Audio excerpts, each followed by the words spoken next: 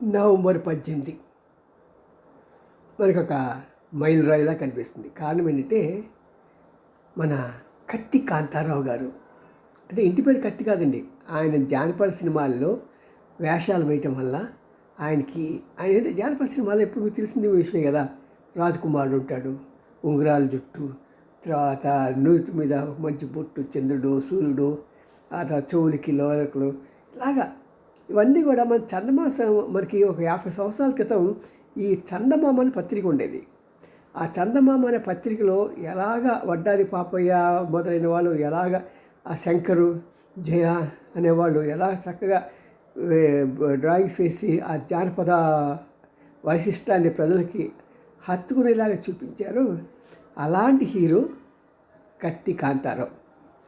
మరి చాలా సినిమాలు ఆయన ఎన్టీ రామారావుతో యాక్ట్ చేసినా సరే ఆయన కూడా ఇద్దరు అన్నదమ్ములుగా కూడా యాక్ట్ చేసేవాడు చాలా సినిమాల్లో.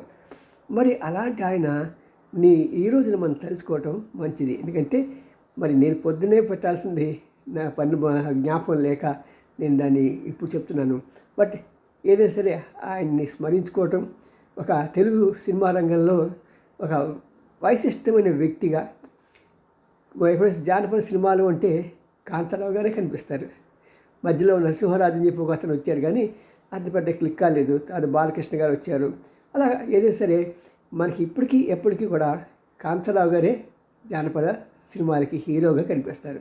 ఒక కత్తి పట్టుకుని. అందుకని సోషల్ సినిమాల్లో కనిపించినా సరే ఏదో సీన్లో ఉద్వేగంగా జరుగుతుంటే అన్నా కత్తి తీనా, కత్తి తీ కాంతారావు అని చెప్పి అరుస్తూ ఉండేవాళ్ళం మేము సినిమా థియేటర్లో.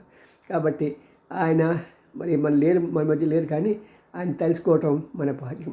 అలాంటి వాడు మన తెలుగువాడే పుట్టడం, మరి తెలుగు సినీ రంగంలో ఉండటం, మన ఎంతో కాలం ఆదరించడం, అలరించడం చేసిన ఆ వ్యక్తిని మనం చిరస్మరణీయంగా తీర్చిదిద్దాలి. ఎందుకంటే ఈయన పెద్దగా బ్యాక్గ్రౌండ్ లేదు కాబట్టి మనలాంటి వాళ్ళే ఆయన్ని ప్రతి సంవత్సరం తలుచుకుంటూ ఆయన పేరు చిరస్థాయిగా ఉండేటట్టుగా చూద్దాం. సరేనా? మీ N Ramji, senior journalist, Gudigantla TV9.